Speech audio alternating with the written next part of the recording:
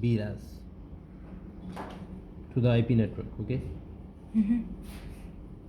The PPOE. This is the protocol. It's working between the ONT and BRAS. Okay. The OLT is just transporting on the VLAN.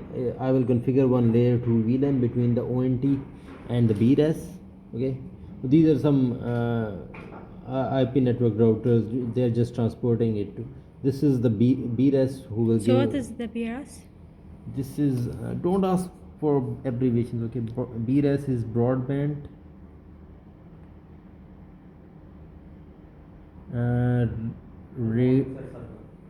broadband remote access server or radius. It's like that. Okay. You can search for abbreviations. Okay. Okay. They are not that important. This is BRAS. Okay. So this is the session between them is established on PPOE. First the ONT will send this packet pad I. This is an initiation packet. You can search the abbreviations from internet. Okay. Okay. Then BRAS will send pad O. Pad O. When it will receive pad I, it will send pad O. Then it will send pad R. It will send a request for the session, and then the BRAS will give us pad S. So after this session packets, we'll have the session established between BRAS and ONT. So this is how PPOE works. Okay, this is either it will be ONT, modem, your 4G devices, any equipment can be here. If the session between these two devices will work like that. Okay. On PPOE, if they are using PPOE protocol, this is these are the packets which they exchange between them to connect. Okay, this is the IP network. So this depends on, BRAS is an expensive equipment, so usually they combine all the OLTs in that region, in that particular region. Suppose I have 10G port available on it, so I will and my one OLT total bandwidth is using maybe 2G, so I will combine 5 OLTs traffic on single port, and I will take it to the BRAS, and I will terminate on its 10G port. Okay, on that the BRAS, all the traffic will between the BRAS, and then the BRAS, here we have our AAA server.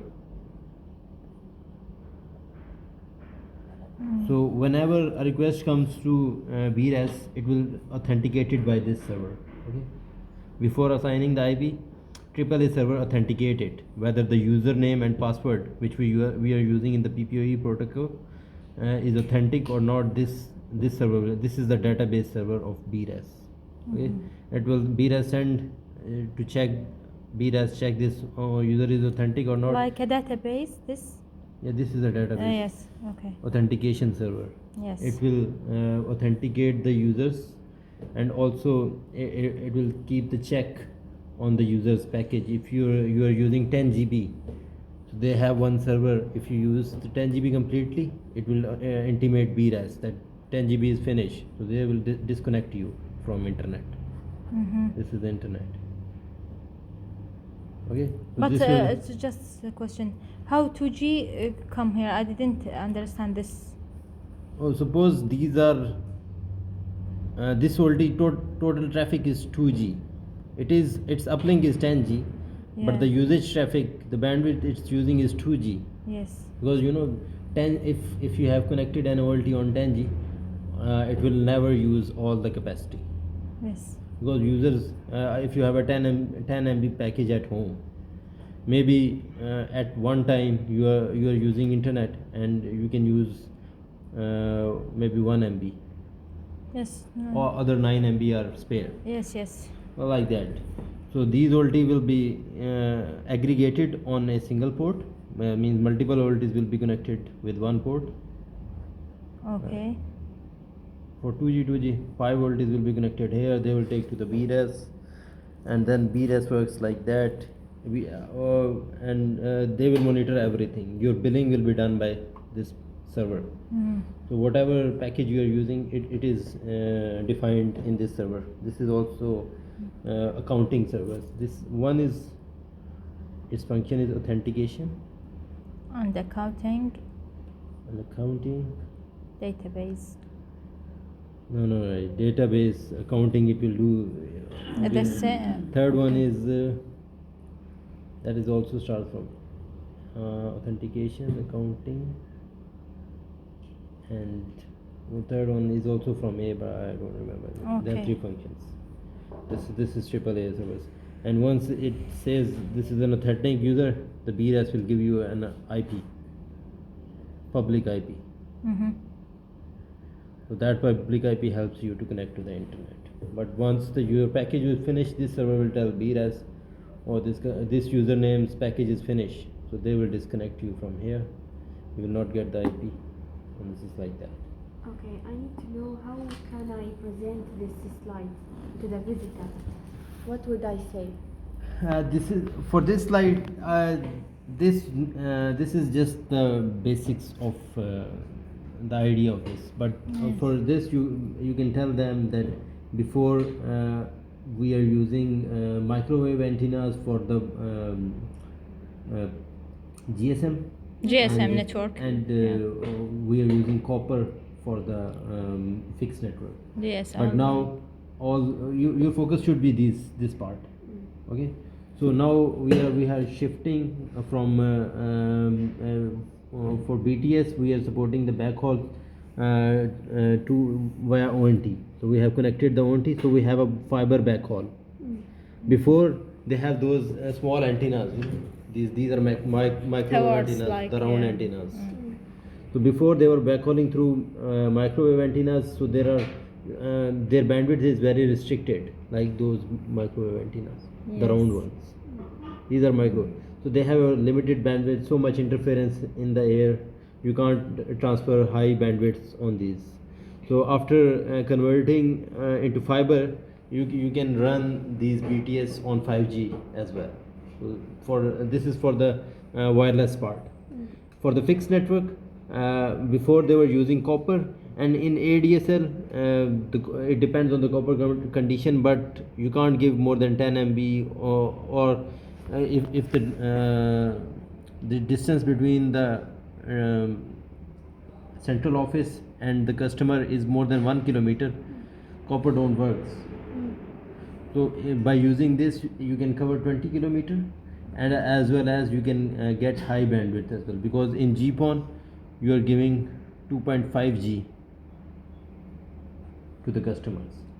So this is what you have to explain. You can install it for households, for the buildings. For buildings you can either install the MDUs and then connect, and for a household like one ONT in one villa or one house, and it can serve all kind of services from a single ONT. Okay. This is for this slide. Yes. The second one. This slide. Advanced platform architecture creates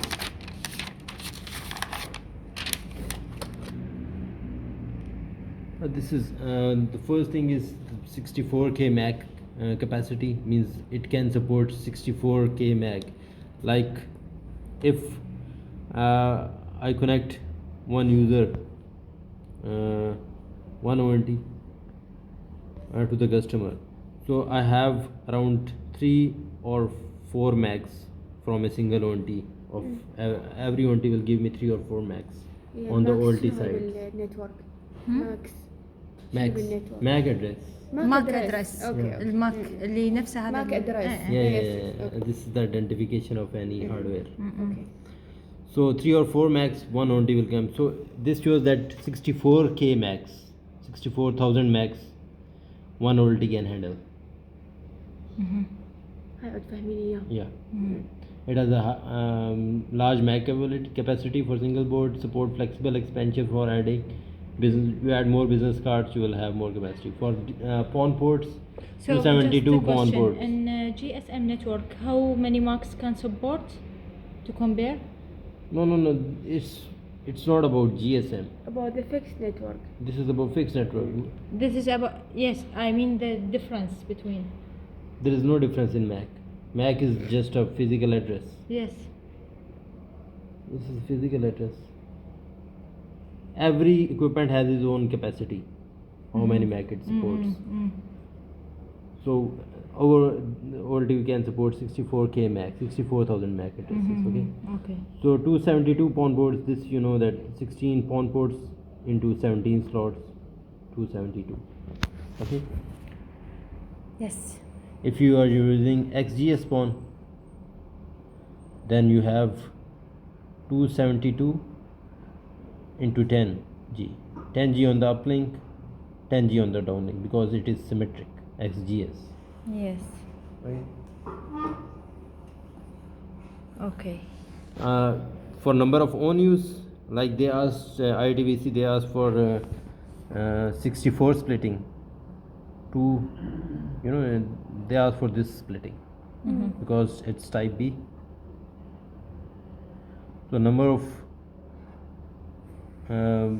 on use that you can use by this is around, if you're using 264, it will be around 8,000. You can multiply it 272 into 64, okay, 64, yes. and divide by 2 because 2. Divide by Divide, 2. okay, Type B. from splitter, yeah. I mean from splitting ratio, I mean. There is a question. In type B, ممكن نطلع number of user نضرب. Yeah, 8,704. Okay. This is 272 into 64. Yes. This is without type B. Without type B, divide by 2. You will divide it by 2. You will get with Yes, type B. exactly. so to calculate with type B, I divide it by 2. For type B, type B, I explain on this day. I on just that want day. to know how type B, how many can lose this value What? باي 2 Type B. تقسم by العدد 2 الكلي على 2.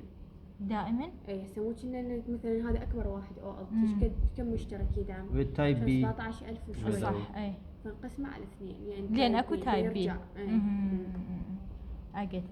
Continue please. This is without type B. without type B 17400. With type B. Okay. قسمه على 2 صار 2. Okay. This is for the biggest chassis. So you can, for small chassis, 15 into 6 into 64 divided by 2. Okay. Then 7 chassis into 16 into 64 divided by 2. Okay. So this is the way how you calculate. هنا ليش ده خلي يكمل حتى نعرف شو نقول هنا يعني هو ما ذاكر تايب بي ولا سوف هو يشرحها لنا. بالضبط. اوكي كونتينيو مسافرة.